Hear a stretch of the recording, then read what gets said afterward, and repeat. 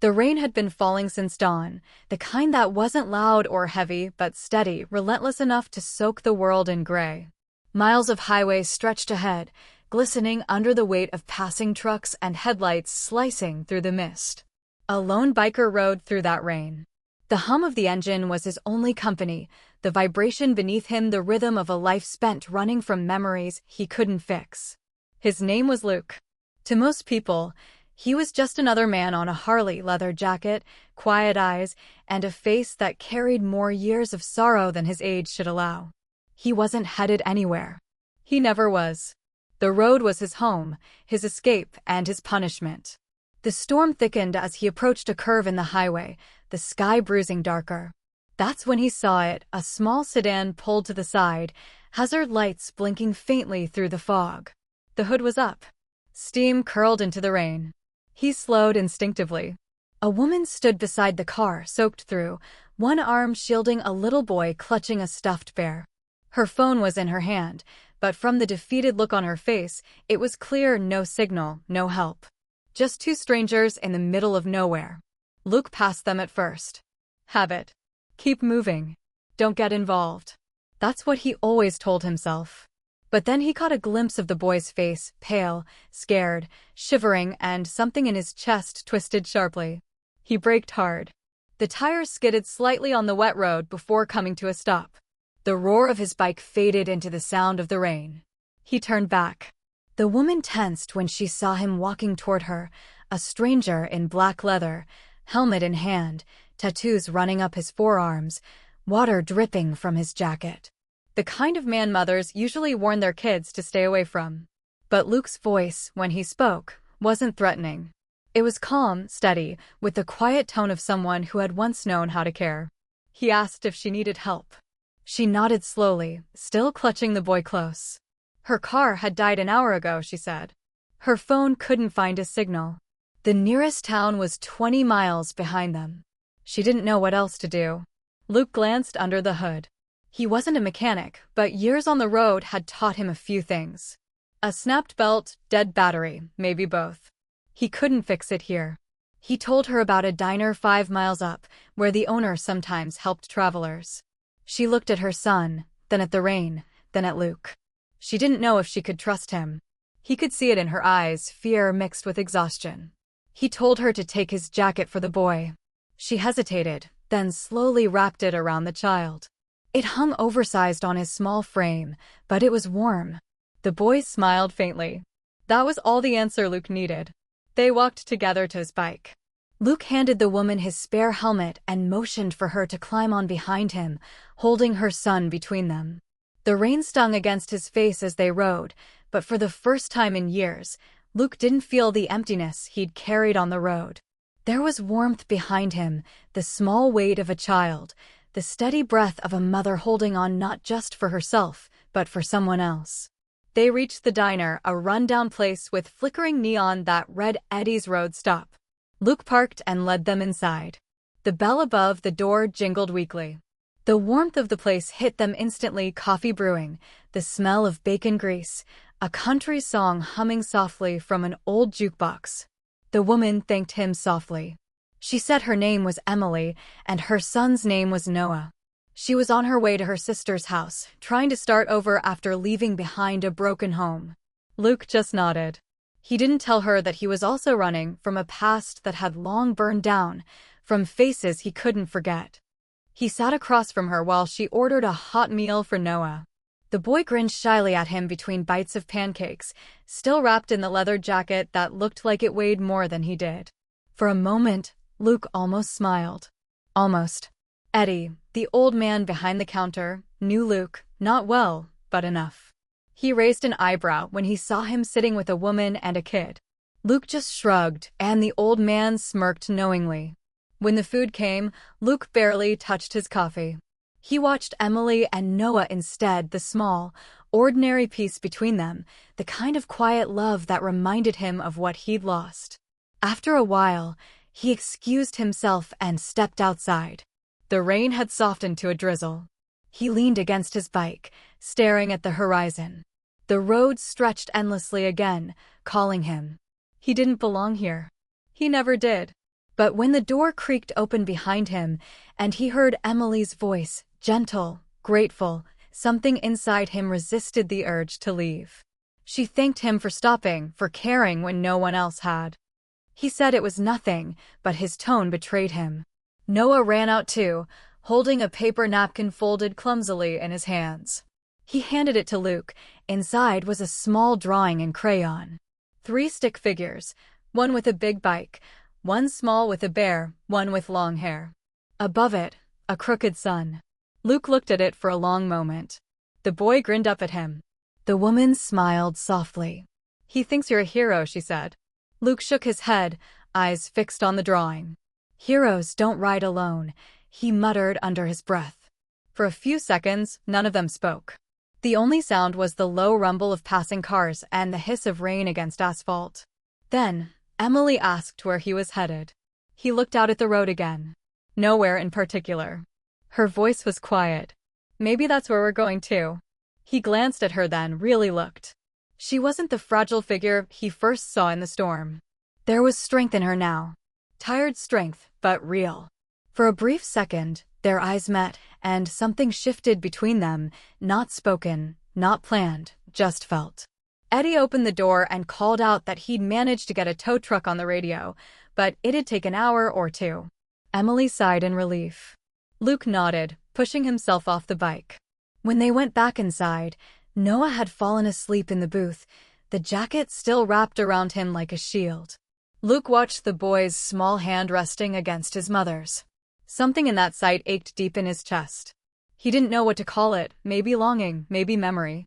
But for the first time in a long time, the road outside didn't feel like the only home he had. The hum of the jukebox played a low, familiar tune, one of those old songs that carried loneliness and hope in equal measure. Emily looked up at him, eyes soft. "You look like you've been on the road a long time." He nodded. "Too long." She smiled faintly. "Maybe it's time to stop." Luke didn't answer, but for once, he didn't want to. The tow truck arrived just before sunset. The storm had passed, but the road was still wet, glimmering in the fading orange light. The driver, an older man named Roy, was kind enough to take Emily's car back to his garage in town. He promised to check it out first thing in the morning. Luke could have left then. He knew it. Every instinct in him said to get back on the road, keep moving, keep the distance. That's what had kept him safe all these years. Distance. But when Emily asked softly if he'd stay, just until she figured out her next step, he hesitated. Then he said yes. It wasn't a word he used often. But somehow with her, it came easier. Roy led the way into the small town of Clearwater Ridge, a quiet place most people drove through without stopping. One main street, a diner, a few motels, and a gas station. That was it. Luke parked his bike outside the Clearwater Inn, a simple roadside motel that smelled faintly of coffee and pine disinfectant. Emily took the room next door with Noah, and Luke rented one for himself. That night, he sat by the window, staring at the empty road outside. His reflection stared back, tired eyes, a rough jawline shadowed by stubble, a face that carried the weight of too many yesterdays. He heard laughter faintly from the next room. Emily's voice. Noah's giggles. He smiled, a small, involuntary thing. It almost hurt to realize how long it had been since he'd heard laughter that sounded like home. The next morning, he knocked softly on their door. Emily opened it, hair damp from a quick shower, wearing a simple flannel shirt and jeans. She looked surprised to see him. He held out 2 paper cups from the diner. Coffee. And hot chocolate for the kid. Her lips curved into a smile, the kind that didn't need words. She took them, careful not to wake Noah, who was still tangled in the motel blanket. When he finally stirred, his eyes lit up when he saw Luke. "You're still here." Luke chuckled quietly. "Guess I am." It was strange, the way the boy's excitement softened something deep inside him. At Roy's garage, the news wasn't good. The car's alternator was gone, and it'd take at least 2 days to get the part. Emily bit her lip, trying not to show her frustration. She didn't have much money. Luke noticed. He pulled Roy aside quietly and asked what it had cost. Then, without hesitation, he paid half. When Emily found out, she protested, but Luke just shrugged it off. Consider it a loan, he said. You can buy me a cup of coffee someday. She looked at him, eyes shining with gratitude. That's an expensive cup of coffee. Yeah, he said softly, but it'll be worth it. Over the next 2 days, they found themselves together more than either expected. They ate at the diner, Luke teaching Noah how to balance a spoon on his nose. They walked through town, Emily laughing as the boy ran ahead chasing a stray cat. She learned that Luke had once been a mechanic, before the army, before the roads, before the years that changed him. He learned that she used to paint, before life got too heavy to carry brushes. They didn't share too much, not yet. But the silences between them weren't empty anymore. They were warm, comfortable. That night, under a sky clear from the storm, Emily found Luke sitting outside the motel again, the faint glow of his cigarette ember flickering in the dark. She sat beside him quietly. For a while, neither spoke. The hum of crickets filled the quiet. Then she said, "You remind me of my brother." Luke looked at her surprised. "He was in the army too," she continued, her voice soft. "He never came back." Luke nodded slowly. He didn't ask questions. But he understood, the kind of understanding that doesn't need words. After a pause, she looked at him again. "You've lost people too, haven't you?" He hesitated. The truth was heavy, but her voice made it easier to lift. "My wife," he said finally. "And our little girl. 10 years ago. Wrong place, wrong time." Her eyes glistened.